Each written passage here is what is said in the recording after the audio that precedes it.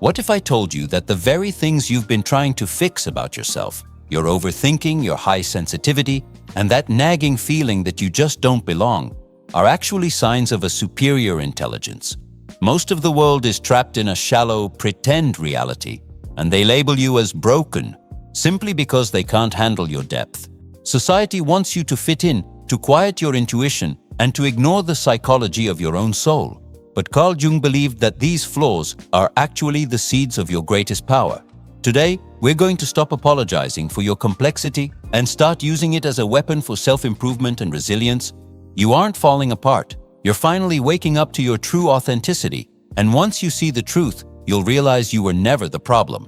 The world was. Ever felt like you're carrying a weight that doesn't belong to you? Most folks call it being too sensitive. But let's flip the script. Your heart isn't just a muscle. It's a sophisticated high-gain antenna tuned to the frequencies of the collective unconscious. You aren't just feeling things. You're capturing the raw data of human experience that others completely miss. This isn't a glitch in your hardware, but a vital component of your self-improvement journey. Think about that moment at the office when a colleague walks in smiling, but your stomach ties in knots because you sense their hidden grief. That's your high sensitivity acting as a truth-detecting radar, an essential tool for personal growth. While others are blind to the room's energy, you're gathering the psychological evidence needed for deeper healing. It's like having a 4K resolution heart in a world that's still watching life in grainy black and white. To master this, you've got to treat your mental health like a technician would treat a sensitive instrument. When the world gets too loud, don't just tough it out. Recalibrate through intentional isolation. Try a sensory fast for 20 minutes a day, turn off the screens, sit in the dark, and let your intuition settle. It's about building resilience by recognizing that your overwhelmed state is actually a sign of a high-functioning psychology trying to process deep truths. Carl Jung knew that those who feel the most are often the ones closest to their own authenticity. You aren't broken for noticing the subtle shift in a friend's voice or the heavy atmosphere of a crowded room. You are simply more plugged in than the average person, which is the first step toward true individuality. But wait, if your heart is a receiver for the world's emotions, what does it mean when you feel like a stranger in your own life? It's a funny thing, feeling like you're the only person at the table who's reading from a different script. You look around at your neighbors or your old high school friends, and while they're perfectly content following the well-beaten path, you feel like a puzzle piece that somehow tumbled out of a much more complex box. This isn't a mistake in your mental health or a lack of motivation to fit in. It is actually the whisper of your own authenticity, urging you toward a process Carl Jung called individuation. In the grand psychology of life, most people are satisfied playing a role in a collective play, but you're busy writing your own masterpiece. Your individuality is a signal that you are being called to lead your own life, rather than just following the herd. This sense of being the odd one out is a vital part of your spiritual growth, proving that your soul is too large to fit into the small containers society provides. It takes real resilience to stand alone when the crowd is heading the other way. If you're looking for a practical way to lean into this, start by documenting your mismatches. Grab a journal. I'd recommend the classic Leuchtturm 1917, and write down 3 times this week you felt different from the group. Don't judge the feeling, just observe it as data for your personal growth. By acknowledging these moments, you stop trying to fix your psychology and start honoring your unique resilience. It's about leaning into the person you actually are, rather than the normal person you're pretending to be. This path of self-improvement isn't always the easiest, but it's the only one that leads to true healing. When you finally stop trying to jam yourself into that smaller box, you begin to see that your weirdness is actually your greatest strength. You aren't just a drifter, you're a pioneer charting a map of the inner world. But as you walk this lonely path, you might notice that your mind never seems to shut off. Constantly searching for the why behind the what. Most people would tell you that your tendency to overthinking is a curse that drains your energy. But let's look closer. Your mind isn't just spinning its wheels. It is a master detective working overtime in the service of your self-improvement. You are scanning the horizon for hidden patterns and psychological landmines that others simply walk right over. This isn't just anxiety. It's a high-level psychology at work, using your intelligence to build a fortress of resilience before the storm even hits. When you're lying awake at night analyzing a conversation or worrying about the family budget, your intuition is actually trying to solve the future. You possess a rare form of emotional intelligence that refuses to take things at face value. You see the why behind the what, and while it feels heavy, it's actually a sign of deep personal growth. You aren't broken.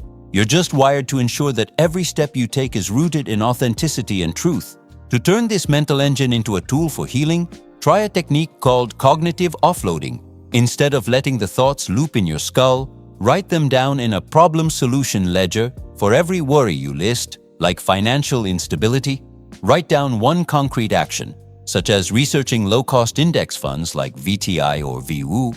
This moves the energy from stagnant overthinking into active motivation, allowing your mental health to flourish as you regain a sense of control over your destiny. Carl Jung believed that what we often dismiss as a neurosis is actually a message from the unconscious trying to get our attention. By listening to that detective in your head, you are participating in your own spiritual growth and refining your individuality.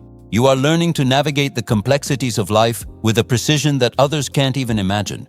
But what if those heavy thoughts aren't just about your own future, but are actually the secret keys to unlocking someone else's cage? It is a profound irony of the human experience that our deepest boo-boos often become our greatest gifts for healing. You might look at your past struggles or your current mental health battles as scars to be hidden, but in reality, they are your credentials. Carl Jung famously spoke of the wounded healer, the idea that only those who have walked through the dark forest of their own psychology can truly guide others out. Your history of pain isn't a sign of failure. It is the foundation of your resilience. When a friend is drowning in a sea of overthinking or lost in a lack of motivation, you don't just offer empty platitudes. You speak from a place of genuine emotional intelligence because you felt that same weight. Your empathy isn't a textbook theory. It's a lived reality that fuels your spiritual growth. By sharing your journey, you transform your personal suffering into a lighthouse for someone else's personal growth, proving that your broken parts are actually your most useful tools. If you want to practice this today, try active listening when someone confides in you. Instead of jumping in with hacks, simply sit with them in their shadow. If they are struggling with grief, you might even suggest a book that helped you navigate the dark, like Man's Search for Meaning by Viktor Frankl. This act of being present doesn't just help them. It reinforces your own self-improvement and validates the path you've traveled. You are turning your history into a masterclass in resilience. This ability to transform pain into purpose is the ultimate mark of authenticity. It shows that you have the intelligence to see the gold hidden within the shadow. Your scars are not flaws. They are the patterns on a map that you are now qualified to teach. But as you learn to heal others with your truth, you'll find yourself becoming increasingly intolerant of those who refuse to live in theirs. You'll start to see through the pretend world with an almost uncomfortable clarity. It can be incredibly draining to walk through a world where everyone seems to be playing a part in a giant hollow theater.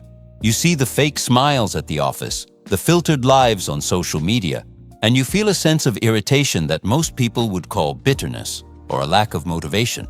But let's call it what it really is: a superpower of intelligence called discernment. Your psychology isn't broken. It's simply too sharp to be dulled by the pretend world that others use to hide their lack of authenticity. Carl Jung understood that most people wear a persona, a social mask designed to make a good impression while hiding the true self. Because you are committed to your own personal growth, you have developed an X-ray vision for these masks. You aren't being difficult or judgmental. When you feel disconnected from superficial small talk, you are actually honoring your individuality by refusing to participate in a lie. This is a vital stage in your spiritual growth, where you prioritize truth over comfort. A practical way to use this superpower without burning out is to practice compassionate detachment. When you're in a meeting and someone is clearly being fake, don't let it spike your cortisol. Instead, treat it like a psychological experiment. Observe the mask they've chosen and ask yourself what fear they might be hiding. If you're looking to sharpen this emotional intelligence, I'd recommend reading Games People Play by Eric Berne. It'll give you a roadmap for the pretend world so you can navigate it with resilience rather than frustration. By refusing to believe the lies, you protect your mental health and keep your intuition clear. You are the one who sees the real person underneath the fancy words and the corporate titles. This clarity is the ultimate tool for self-improvement because it allows you to build a life based on what is real rather than what is popular.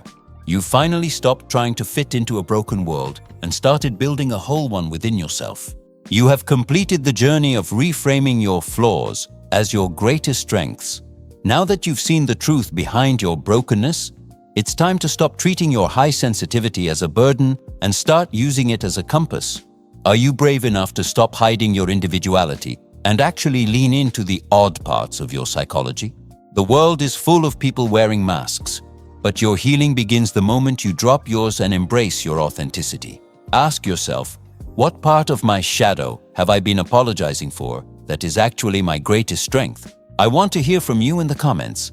Which of these 5 signs hit home the hardest? And how are you going to use your intuition to change your life this week? Don't just watch this and walk away. Take one of the practical steps we discussed, like starting that problem solution ledger, and commit to your personal growth. If this journey into the mind of Carl Jung resonated with you, make sure to subscribe to the channel and hit that notification bell. We are just scratching the surface of your spiritual growth, and you won't want to miss what's coming next.